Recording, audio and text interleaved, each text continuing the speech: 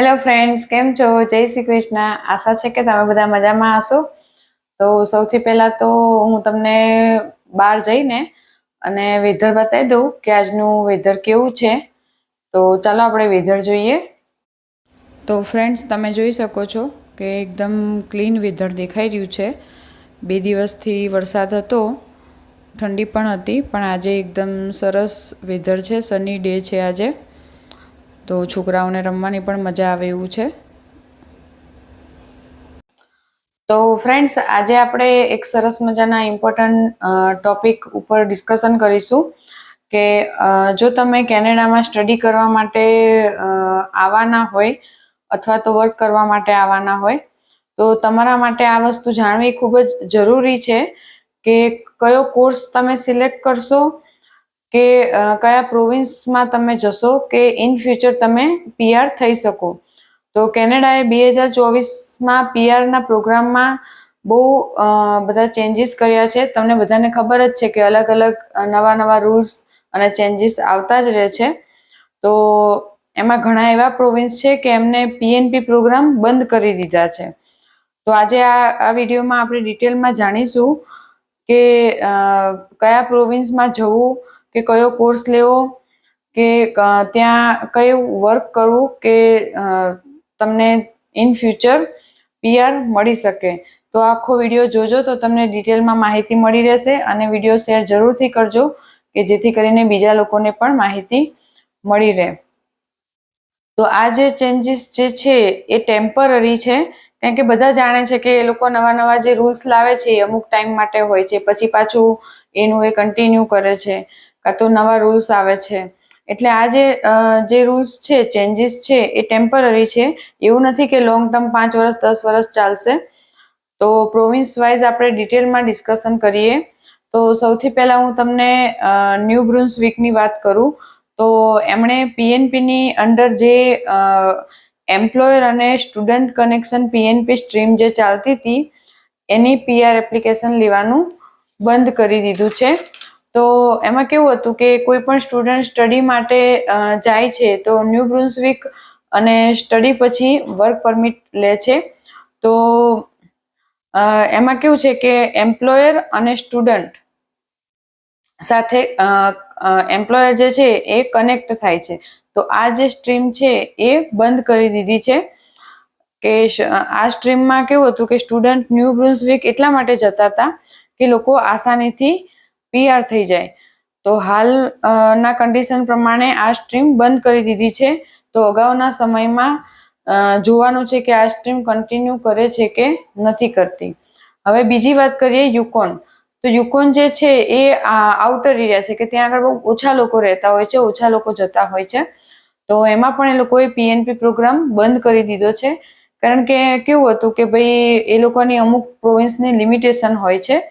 તો એ લોકો પાસે PNP એપ્લિકેશન બહુ વધારે હતી, અને ત્યાં હાઉસિંગ ક્રાઇસિસ વધારે હતા, કારણ કે હાઉસિંગ ત્યાં બહુ ઓછા હતા.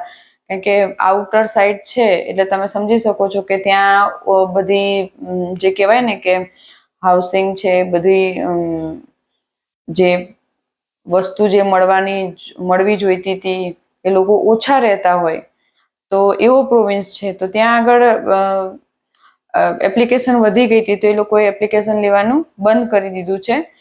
તો ત્યાં પણ PNP પ્રોગ્રામ અત્યારે હાલ ટેમ્પરરી બંધ છે. હવે આપણે સસ્કેચુઅનની વાત કરીએ. તો સસ્કેચુઅનમાં કેવું હતું કે લોકો વધારે પાસ્ટના તમે જોશો તમે ડેટા, તો બધા સસ્કેચુઅન વધારે જતા હતા કે ભાઈ ત્યાં આસાનીથી PR થઈ જાય છે. તો સસ્કેચુઅને પણ એક ડિસિઝન લીધું છે કે જે ઓક્યુપેશન ઇન ડિમાન્ડ છે, કે અમુક ઓક્યુપેશન ઇન ડિમાન્ડ છે, તો એના ઉપર જ ફાઇલ કરવાની. અમુક ઓક્યુપેશન એ લોકોએ બેન કરી દીધા છે. તો એ ઓક્યુપેશનમાં એ લોકો PR નહીં આપે. તો એ લોકોએ અમુક લિસ્ટ પણ એવું બહાર પાડ્યું છે. એટલે હવેથી જે SINP છે એમણે એવું કીધું છે કે જે કેટેગરી ડિમાન્ડમાં છે, SINPની અંદર જે કેટેગરી ડિમાન્ડમાં છે એ કેટેગરી ઉપર PR કરવામાં આવશે. એ લોકોએ ક્લિયર કરી દીધું છે કે જે ઓક્યુપેશન ડિમાન્ડમાં છે એની ઉપર જ PR કરવામાં આવશે. જે ઓક્યુપેશન ડિમાન્ડમાં નથી એને એ લોકોએ બેન કરી દીધું છે. હવે આપણે ઓન્ટારિયોની વાત કરીએ તો ઓન્ટારિયોમાં કેવું છે કે સૌથી વધારે તો સ્ટુડન્ટ લગભગ બધા ટોરેન્ટો સાઈડ જ જતા હોય છે સ્ટડી કરવા માટે. તો મોટા પ્રોવિન્સમાં કેવું હોય, પબ્લિક પણ વધારે છે, મોંઘવારી પણ વધારે છે. તમે સમજી શકો છો કે જે સસ્કેચવાનમાં જે લોકો રહેતા હોય ને ઓન્ટારિયોમાં રહેતા હોય તો બહુ ફરક છે બંનેની વચ્ચે. તો ઓન્ટારિયોમાં પીઆર થવું મુશ્કેલ છે, બધા જાણે જ છે. તો ઓન્ટારિયોના એવું નથી કે ઓન્ટારિયોમાં ડ્રો નથી થતા, ઓન્ટારિયોમાં ડ્રો પણ રેગ્યુલર થઈ રહ્યા છે. તો ઓન્ટારિયોએ 5000થી વધારે સ્લોટ એલોકેટ કર્યા હતા.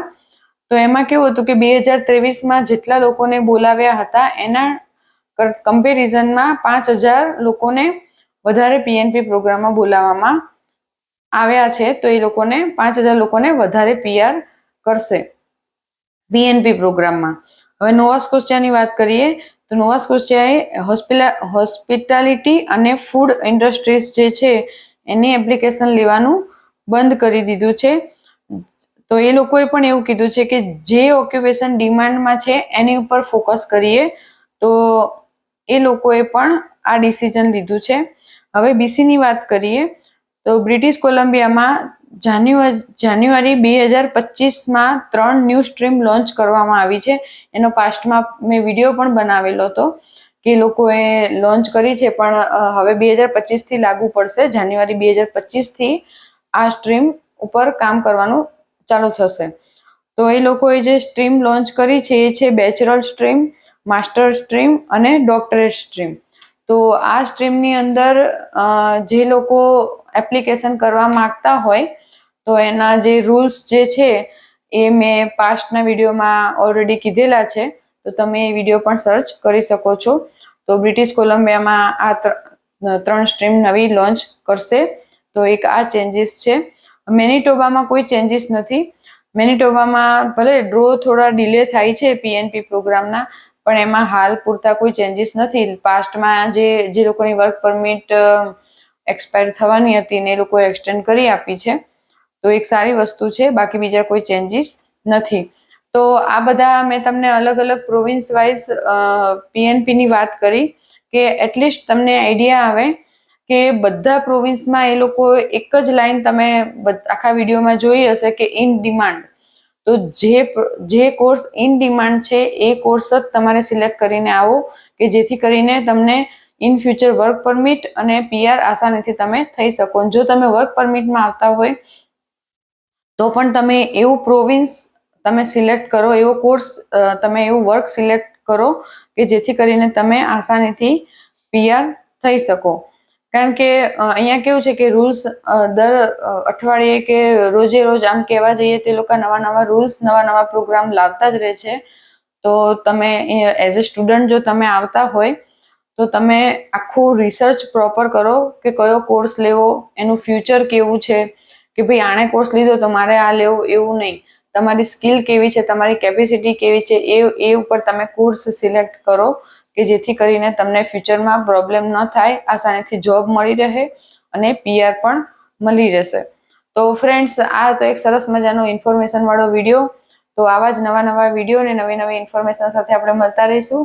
તો મારી ચેનલને લાઇક કરો, શેર કરો, સબસ્ક્રાઇબ કરો અને કમેન્ટ બોક્સમાં જરૂરથી જણાવજો કે તમને મારો વિડીયો કેવો લાગ્યો. Thank you.